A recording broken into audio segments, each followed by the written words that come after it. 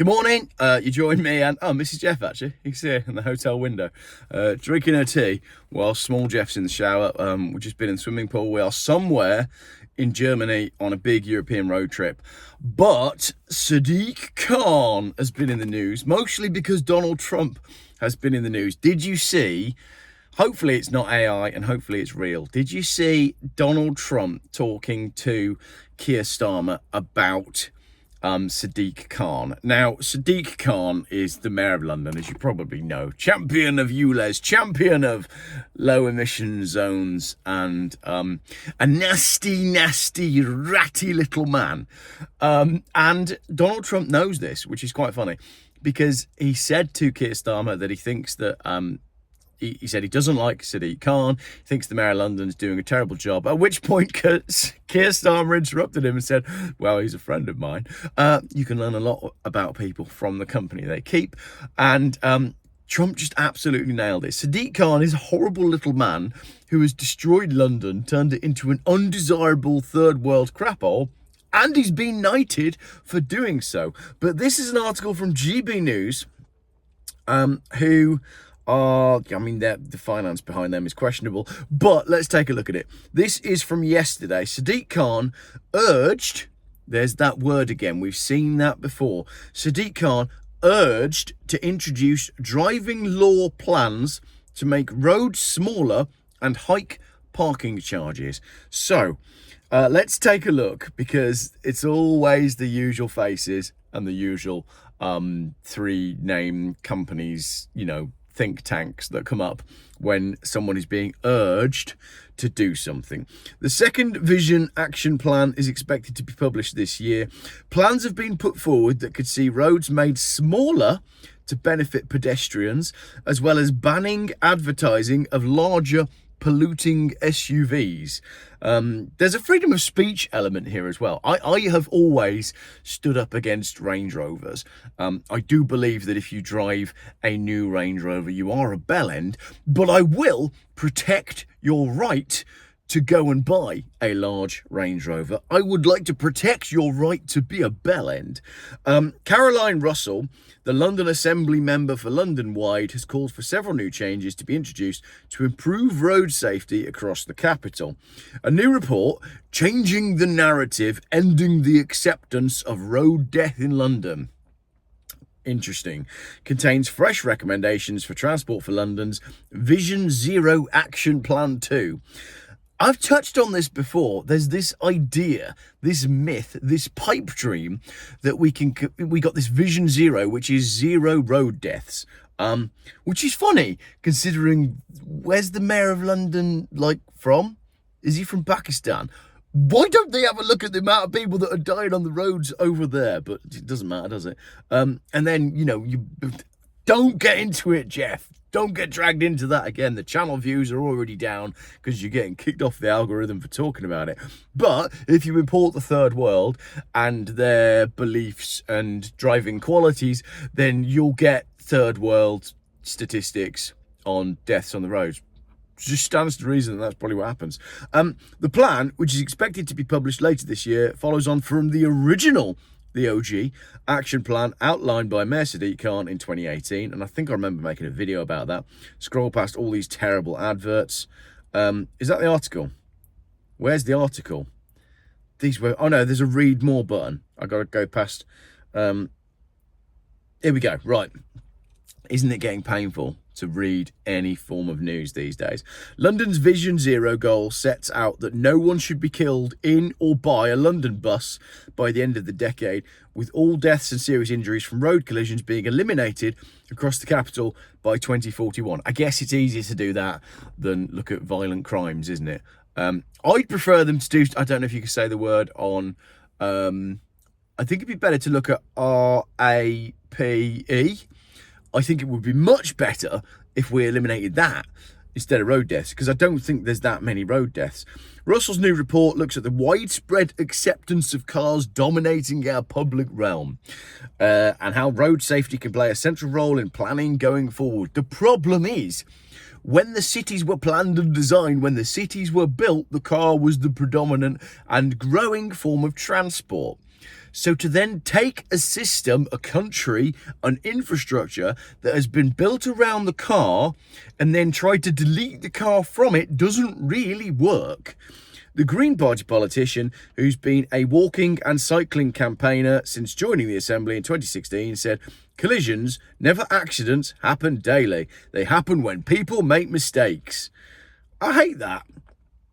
Story for another day. The problem is that when a driver loses control at the wheel through fatigue, distraction, or even recklessness, or being on drugs, smoking weed in the van, doing too many Amazon deliveries, driving a Mercedes Sprinter that doesn't have a single straight panel on it and bald tyres, they don't have a driving licence, they don't have insurance. If they do have insurance, they're probably not insured to be delivering parcels anyway. There's a whole lot of that going on. At a time when practical measures to reduce danger are all too often framed as anti-driver, rather than as helpful interventions to ensure everyone gets home safely from work or school or a trip to the shops. What shops? All the shops have gone because of what Sadiq Khan is doing. TfL must address the polarisation of debate about measures to reduce danger on our streets. What a load of total balls. That's like saying... well, it's exactly like saying we're going to reduce road deaths by reducing roads. That's exactly what this whole thing is saying. The report states that society needs to address motonormativity. They've come up with a new word, in addition to calling Transport for London to speak with victims and bereaved families to inform future policies.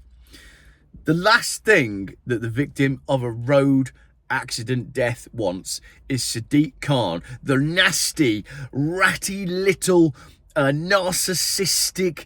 I don't have the words in my vocabulary to describe Sadiq Khan. He is a horrible human being, and you do not want him knocking at your door.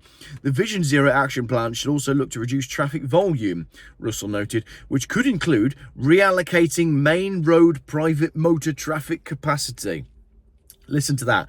Reallocating main road private motor traffic capacity. You won't be allowed to drive the car that you own on a public road. That's cool, isn't it? It also backs the increasing use of pedestrianisation schemes, with the report highlighting Oxford Street.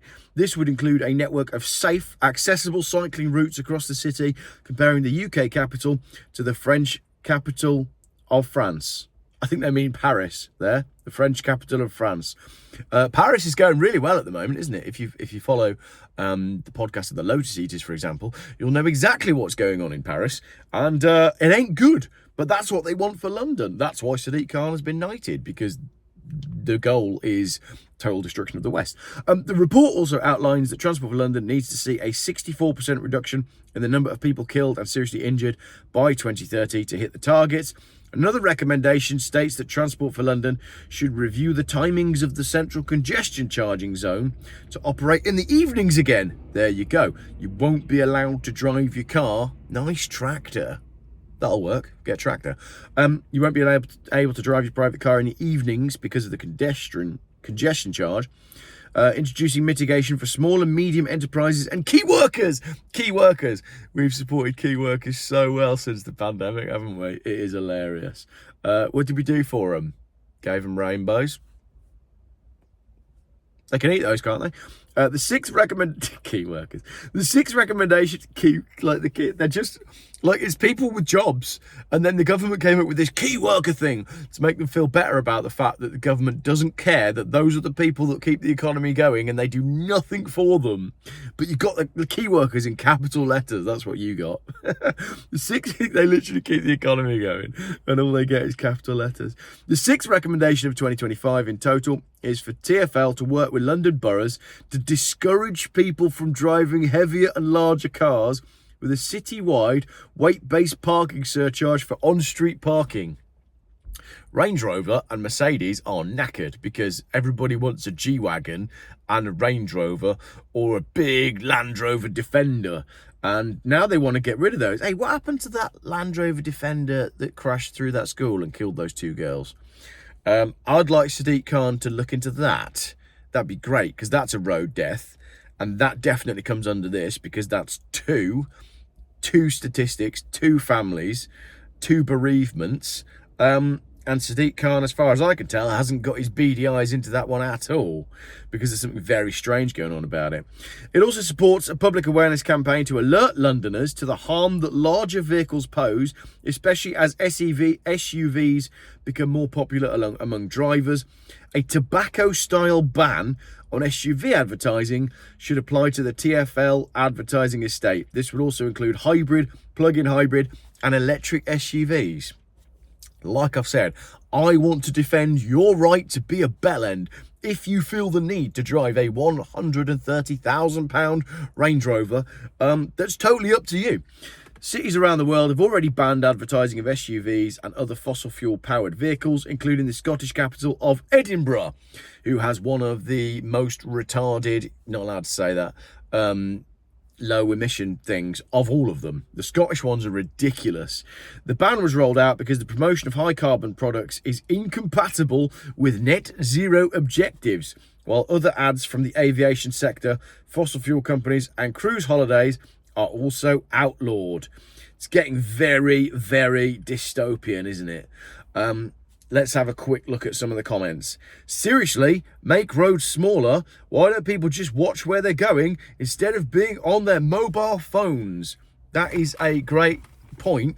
Or, whilst not on their mobile phones, they're all using a giant touchscreen to try and mess with their climate control because it's freezing cold in July.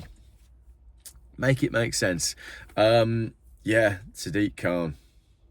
I don't have the words. I do not have the words. All you need to know, and I said this in a previous video, is the man that has made London worser was knighted by the king for doing that job. He made London worse and was rewarded. If that isn't proof enough of an agenda, then I don't know what more you need.